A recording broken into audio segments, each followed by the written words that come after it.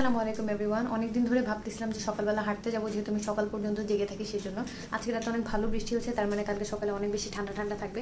তো কালকে হাঁটতে যেতে আরও বেশি মজা লাগবে। হাঁটতে যাওয়ার জন্য অ্যাকচুয়ালি কী পরা উচিত আমি একটুও জানি না, তাই আমি আমার ভাইয়ের একটা জার্সি আর আমার ওয়াইড লেগ প্যান্ট পরেই কালকে হাঁটতে চলে যাবো। গুড মর্নিং, একদম সকাল সকাল উঠে রেডি হয়ে গেছি হাঁটতে যাওয়ার জন্য, আর সাথে কিছু এসেনশিয়াল রেখে নিয়েছিলাম, কারণ আমি হাঁটতে হাঁটতে কই যাবো আমি কিছু ঠিক করি না। এতে র্যাপিড পাস, টাকা, হেডফোন, চাবি সব প্রয়োজনীয় জিনিস সাথে রাখছিলাম। হাত মুখ ধোয়ার পরপরে আমি ডিম সিদ্ধ করতে বসাই দিয়েছিলাম।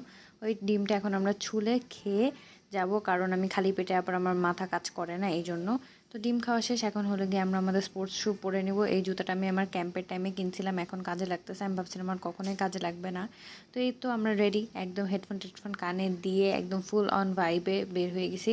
আর সকাল সকাল ওরা দুজন চিৎকার চেঁচামেচি কেন করতেছিল I have no idea.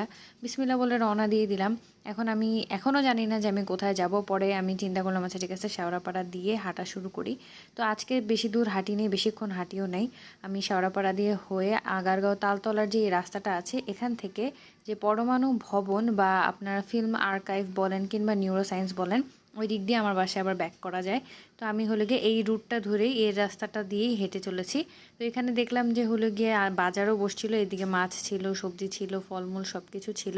By the time I reach this place, এখন বৃষ্টি হওয়া শুরু হয়ে গেছিলো, ভালোই বৃষ্টি হচ্ছিল। যদিও আমি আমার হাঁটা থামাইনি, ওই বৃষ্টির মধ্যেই হাঁটতেছিলাম, কারণ তেমন তুমুল মুসুল ধরার বৃষ্টি হচ্ছে এমন কিছুই না, একদম হালকা হালকা বৃষ্টি হচ্ছিল, মানে ঠিক আছে, বেয়ারেবল।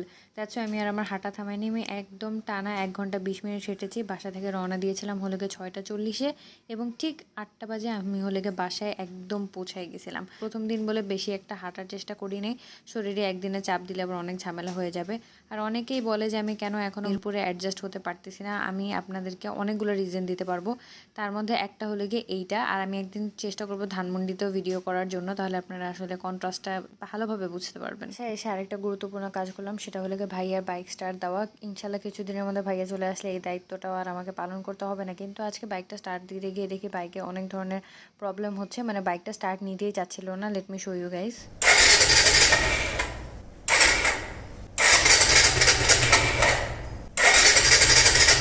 চেষ্টা করার পরও যখন হয়নি, তখন আমার মেজাজ এত খারাপ হয়েছে যে আমি ফোন রেখে আসলে দেখতেছিলাম ভালো মতো যে সমস্যাটা কোথায়।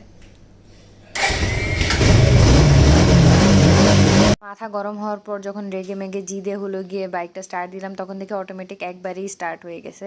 আর এখানে আমার সোয়েট আর হলো গিয়ে বৃষ্টির পানি মিলে এত সুন্দর গ্লো দিচ্ছিল ফেসটা, দেখেই ভালো লাগতেছে। আমি যেটা বললাম যে ভাইয়ার বাইক ইদানিং অনেক ঝামেলা করতেছে, মানে কেমন উইয়ার্ড উইয়ার্ড সাউন্ড আসতেছিল, তো ওইগুলা আমি হলো গিয়ে ভিডিও করে রাখছি ভাইয়াকে দেখানোর জন্য, সো দ্যাট ও বুঝতে পারে অ্যাকচুয়ালি প্রবলেমটা কোথায় হচ্ছে। যদিও